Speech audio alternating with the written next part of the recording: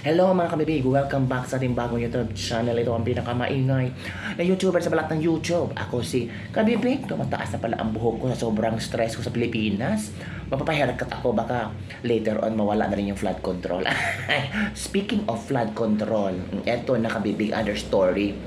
Nako, itong si Boyeng Rimulya ba, gustong ipadismiss niya si Joel Villanueva. Oo, si Senador Joel Villanueva gustong ipatupad ang 2016 dismissal order labang kay Senator Joel Villanueva.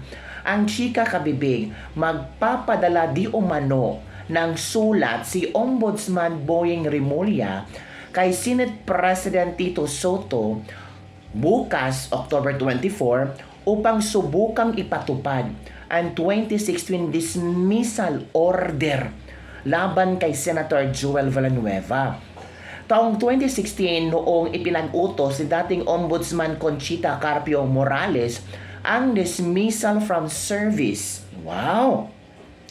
Ni Senator Joel Villanueva matapos matulang guilty daw di umano ng grave misconduct, serious dishonesty, and conduct prejudicial to the interest of service dahil sa umano'y pagkakasangkot dito sa 10 million pork barrel scam bilang congressional representative noon ng CBAC party list.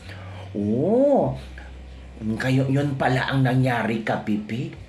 Kaya gustong, kasi daw guilty si Senator Joel Villanueva, so kailangan masibak na siya sa kanyang pwesto bilang senador. Nako, kung akala ni Rimulya ay naka-score na siya, naka 1 point na sa ni Senator Joel Villanueva, agad-agad naman na ito sinampal ni Senator Joel Villanueva si Boyeng Rimulya sa katotohanan. Hindi updated si Boyeng Rimulya, Kabibig. Ito cleared naman pala si Senator Joel Villanueva sa ombudsman at merong ebidensya si Senator Joel Villanueva. Ito, Kabibig, basahin natin, Kabibig. Ito may clearance si Joel Villanueva. These certificates that were records show that as of September 9, 2025, in Manuel Joel Jose Villanueva, Senate of the President Jokno Villanueva City, has no pending criminal and administrative cases with the Office of the Ombudsman. Naku po, may pirma pa dito So, vending machine naman tayo. Oo, bending dalo naman tayo. Tapos yung sinabi ni Rimulya tungkol sa 2016, nako, in fact, there is no probable cause against Villanueva. That signature appear on top of his name were obviously forged. Yun ang finding ng Office of the Ombudsman, and this case ni Rimulya is dismissed noong July 2019. Halaka, nakakahiya naman to. Ano man naman itong pasabog ni Boyeng Rimulya? Kabago-bago lang niyang umupong ombudsman, tapos ito bending dalo na ba? So hindi updated si Rimulya na dismiss na ang kaso ni Joel Villanueva kasi yung mga pirma doon ay finorge lang pala. So bali hindi si Joel Villanueva ang kumikbak sa 10 million pork barrel na yan, kung saan hinatulan pa si Joel Villanueva ni Conchita Carpio na guilty. Pero baka nag-appeal ito si Joel Villanueva at naimbestigahan na falsification pala yun. Finorge ang pirma ni Joel Villanueva, kaya dismiss ang kaso last July 2019, July 31, 2019. At nitong Setyembre 10, 2025, cleared si Joel Villanueva sa mga kaso, no pending cases sa ombudsman. So paano na to? Parang nakakahiya. Parang niluto ng sarilang mantika itong si Boyeng Rimulya. So gusto niyang pahiyain si Joel Villanueva. Gusto niyang tanggalin sa pagkasenador si Joel Villanueva. Pero agad-agad na sinampal ni Joel Villanueva si Boyeng Rimulya sa katotohanan. Villanueva's 2019 ombudsman case has long been junked. Senator Joel Villanueva shared a picture of the decision of the ombudsman on July 31, 2019, which shows that the criminal charges against him in connection to the PDAF scam were dismissed after it found out that his signature in the said documents was fake. This is in response to the questions of media amidst Villanueva's alleged involvement in the kickbacks from government-funded flood control project. So, sino napahiya? 'Di ba? Sabi ng ilang Rimulya, research pag may time, na paghalataan talaga na inaatake mo yung minority bloc sa Senado, na paghalataan na tuloy na umupo kang ombudsman, inappoint ka ni BBM para siraan ang mga tao na sa tingin mo ay maka-Duterte. Ang mga senador at ang mga politiko na maka-Duterte, hinahanapan mo ng gusot, buslot, at kung hanapan mo ay pwedeng, like for example, Villanueva, ipa-dismiss mo, kasuhan mo, and whatsoever. Hala ka. Naku, paano yan? Para mapahiya si Villanueva. We don't know, baka they will open again this case, kahit dismiss na, pwedeng i-open again ni Rimulya, kasi sabihin na, ay baka and so on and so forth. Trigger si Boyeng Rimulya basta kalaban niya. Ito pa, walang imposible sa ombudsman ni Rimulya. Nakabibig. The case was earlier dismissed by CA. Court of Appeals Decision CAGRSP number 150098 Villanueva versus the Office of the Ombudsman, April 23, 2018. The Court of Appeals has reversed the Ombudsman's decision dismissing Senator Villanueva over alleged of PDAF misused. O, yan kang bibig. Paano na yan? Si Mr. Ben Dalo ang ombudsman ngayon, kaya baliwala yan daw itong pinakita ni Villanueva. So, sabi ng ilang netizen, nako Joel Villanueva, kumabig ka na lang kay Bongbong Marcos para hindi ka, tawag ito, hindi ka pagka-disketahan.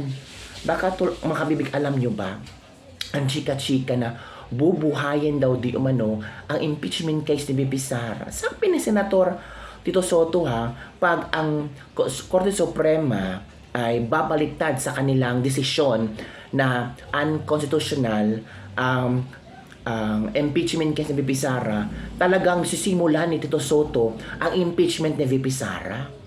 Nako, triggered sila kay VP Sara, no? Ito si Soto din, triggered. Gusto niya mapaalis si VP Sara. Knowing si Soto, gusto magsumite ng resolution na pababaan ang edad ng presidente. Kasi plano na paupuing presidente si Mayor Vico Soto. Halata naman. Huwag tayong magmangmaangan. Huwag tayong magpaloko-loko, magtanga-tangahan, magbugo-buguhan. Halata naman. Magbububuhan tayo ba? Sige lang, Tito Soto. Yun ang gusto mo. Sabi naman, Tito Soto, I'm just doing my job. Ito lang. Sana, sabi ng iba, sana ilang si Tito Soto matanggal bilang Senate President. Naku, paano yan? Diba? Sabi ng isang netizen, antayin ko ang komento ni former Ombudsman Martires. Bardago lang tong malala. Low bender talaga itong si Ombudsman Rimulya kasi simula pala nakakahiya. Simula na ang bendalo. Ito na.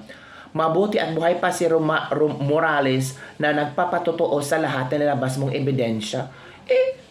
Dismiss ang kaso. Ano ba naman yan? Mga kabibig? So yan kabibig, ang agan-agan na pagsunog ni Senator Joel Villanueva kay tawag dito kay Boyeng Rimulya. Napahiya tuloy si Boyeng, 'di ba? Napahiya tuloy. Baka ewan yung kabibig ko. Ako si Boyeng Rimulya, no, before siya magsalita, before yung sabihin na so on and so forth. Dapat mag-research pag may time. So yan kabibig ang ating latest lebak-lebak for today. Ano ang iyong komento hinggil dito mga kabibig? Parang, I smell something fishy. I smell something fishy talaga. Fishy. At makasampol ng tao sa poder niya sa as ombudsman. Sana bumalik ang bad karma from Ruby Tipin. Panakot sa kalaban para bumaliktad. Gusto lang talaga ni Rimulya na umpisahan ang pagsibak sa mga kalaban sa politika ni Marcos. Ano paghalataan, di ba? Sabi ni Pat Miramar, di ba? Yan ang sabi ng mga netizen ngayon. Napaghalataan tuloy ang kanilang mga plano. Si Senator Joel Villanueva may clearance sa ombudsman pero gustong ipadismiss ni Boying Rimulya as senator based daw sa 2016 order ni Conchita Morales. Si Boying Rimulya may very questionable clearance from the ombudsman last month. Pero siya ngayon ang ombudsman, bagong Pilipinas talaga. O, di ba? Kabibig sabi ni Dare to Us. Ito pa, gantihan ang nangyari sa gobyerno ngayon. Wala silang paki sa totoong problema ng Pilipinas. Ang sa kanila, makaganti sila sa mga Duterte at mapabagsak nila pati kaalyado. Pero nagkakamali sila dahil ang Pilipinas, Duterte pa rin. Oy. Sabi ni Marisa Soldia, ano pang pinagagawa ni Boying ay tahasang panggigipit sa mga kalaban nila sa politika. Ngunit dapat alalahanin niya na hindi siya ang batas dito sa lupa at lalo na sa langit. Sometimes you have to bend the law. Are you agree, sir? DOJ Secretary Boying, yes. Di ba? Pagkakaalyado dapat imbestigahan muna at ang later date. Pagkalaban, basta may aligasyon, kahit na-dismiss na ang kaso, kailangan sibakin na agad. Nawala na sa focus ang gobyerno natin, di ba?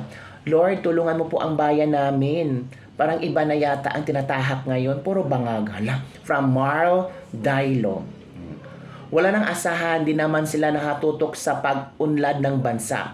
Self-interest siguro meron sila. Bagong Pilipinas nga ni Bongbong Marcos. Bend the law nga at hawak nila ang batas ng buong Pilipinas. Hay, kawawa ang Philippines. Bagoong Pilipinas, bangag lahat politiko. Ito, bagoong Pilipinas nga. Nakaplan na lahat ni Rimulya yan. Tatanggalin ang mga Duterte allies, din ituloy ang impeachment ni VP Sara para hindi makaupong president sa 2028. So yun kabibig ang mga komento ng ating mga netizens. So hindi magtatagumpay kaya si Boying Rimulya or hindi magtatagumpay si Boying Rimulya. Ay naku mga big, don't forget to like, subscribe, and share this video. Basta si Joel Villanueva lalaban to. Kasi dismiss na ang kaso. Cleared siya sa clearance sa ombudsman. Bubuhayin muli ang kaso niya kahit na-dismiss na. Nako kabibig. Nothing bending the law. Yun lang kabibig. Don't forget to like, subscribe, and share this video. Bye everyone. See you next time.